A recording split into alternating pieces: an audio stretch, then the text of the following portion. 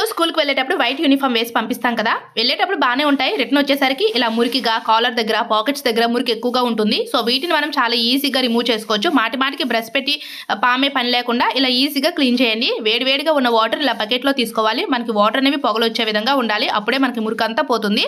ఇందులోనే మనం 1 స్పూన్ వరకు కూడా బట్టల సోడా ఉంటుంది కదా, ఒక 1 స్పూన్ బట్టల సోడా, అలాగే డిటర్జెంట్ పౌడర్ సర్ప్ అంటాం కదా, ఈ రెండింటిని కూడా వేసేసి బాగా వాటర్లోని కలిపి తర్వాత ఈ వైట్ యూనిఫామ్ అందులో వేసేసి ఒక 3 అవర్స్ పాటు అలానే ఉంచండి. తర్వాత 3 గంటల తర్వాత కనుక మనం ఇలా క్లీన్ చేసామనుకోండి, మురికి అంతా రిమూవ్ అయిపోతుంది.